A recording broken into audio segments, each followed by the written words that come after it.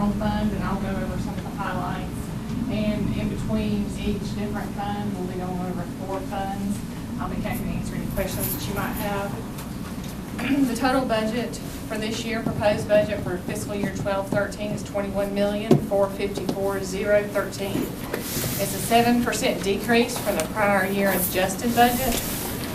The current year budget accounts for about $2.8 million in non-recurring capital purchases. We amended the budget mid-year. This includes $679,000 to finish out the Hunter Park Community Center, $379,000 in Chapel Hill, Presley Mill Road, and the Bright Star Connector. In the fiscal year 12-13 budget, we did not appropriate fund balance to balance the budget. We were able to balance the budget through all our anticipated revenues for 12-13. Sales tax is 21% of our total general fund budget, and this is expected to increase. We're projecting it to increase by 2.5%. Property taxes accounts for 28% of our total revenues in the general fund budget, and we are projecting that to decrease by 4%. The millage rate assumption for property taxes M&O is 3.854, which stays the same as it has been over the past 8 years, I believe. There is no projected increase in the new local option sales tax agreement that we're working on right now. We have not anticipated any revenues coming from that agreement. We have 3 SRO officers that are funded by the Board of Education included in this budget. And I have a pie chart here that shows how our revenue sources are broken out. We have sales tax at 21%. Property taxes account for 28%. Hotel motel taxes, 2%. Parks and recreation revenue at 3%. Alcohol taxes, 5%. Insurance premium taxes, 7%. Fines and forfeitures, 8%. Licenses and permits, 9%. Any questions on the general fund revenues part of the budget? Okay. Total general fund expenses, $21,454,013. This year, the general fund budget did include West Pines revenues and expenses. This accounts for about $1.3 million worth of expenses. There are no new positions programmed in this budget. We are budgeting fuel at $4 per gallon. This budget does not include any salary increases, COLAs, cost of living, or any increases for group health insurance. Our total salaries and fringe benefits represent 58% of the total general fund budget. This share capital represents 2%. This includes vehicles for the police department, machinery for parks and recreation, and transfer of $150,000 for the conference center fund. We're also programming for a half a year 4 officers, which will be funded through the COPS grant, only partial 6 months to a year. And we have a contingency of $50,000. Any questions on the general fund expense part of the budget? The amounts that I'm seeing, usually they exceed the original budget. Did that additional money come out of the reserves?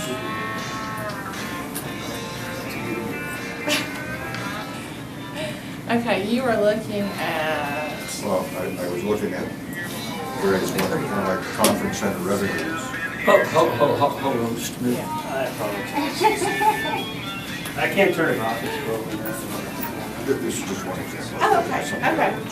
And then that's the conference center fund, and we'll get to that after we cover general fund, if you don't mind. Now, when we're talking about conference center fund, we'll go to that? No, I was talking in general.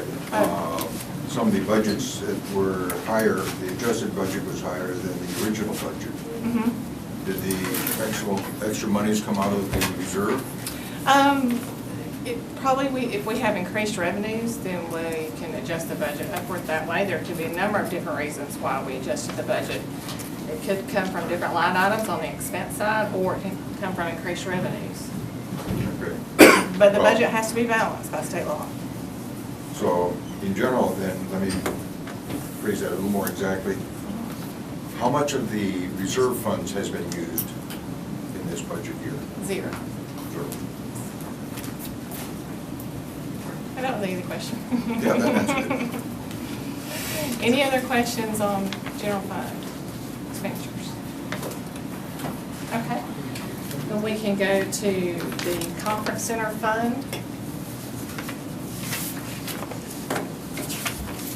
This is our portion of our 2% hotel motel tax, which is now a 3% hotel motel tax during this year.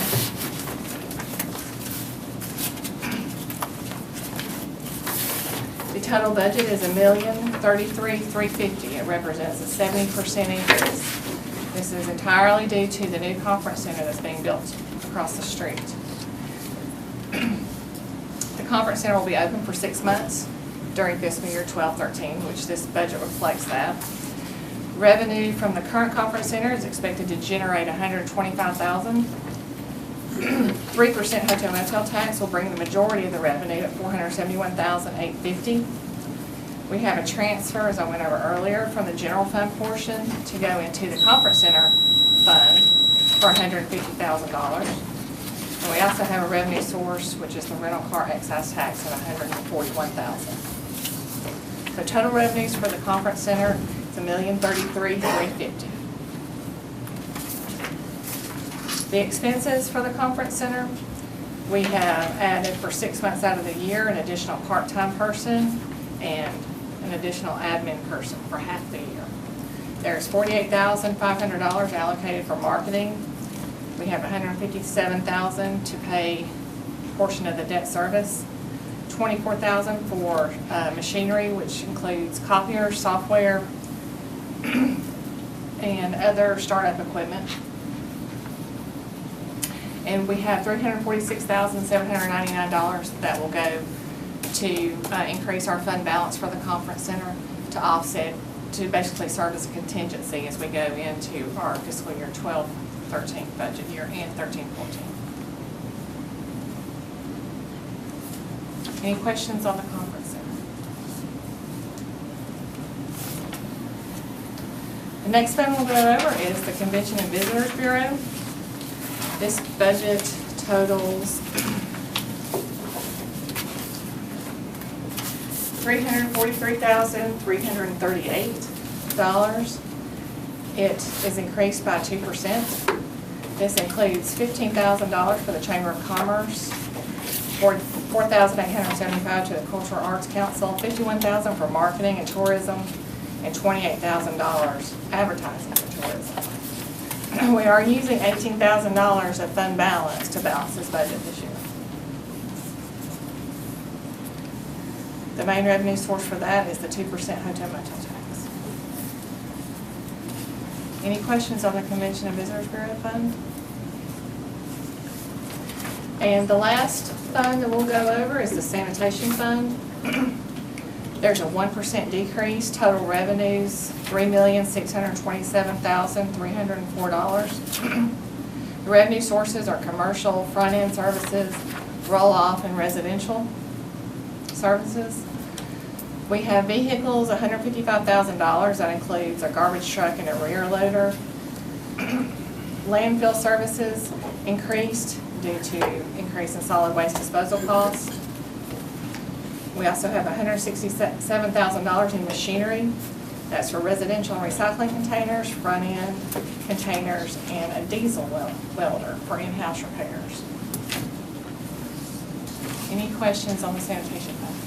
Yes. With the onset of the new commercial entity that the city took into effect last year, with that factored in, there's a 1% decrease in revenue generated. I misunderstood the 1%. Yeah, 1% decrease, which is very small, probably maybe $50,000 overall. That's just to project a conservative budget. There is a little bit of downturn in the commercial front end due to the economy and lack of building and so forth. So that accounts for that 1% decrease in revenues. Yes, ma'am. Thank you. That was the same question I was going to ask. Oh, okay. Since we took on the Yes, sir.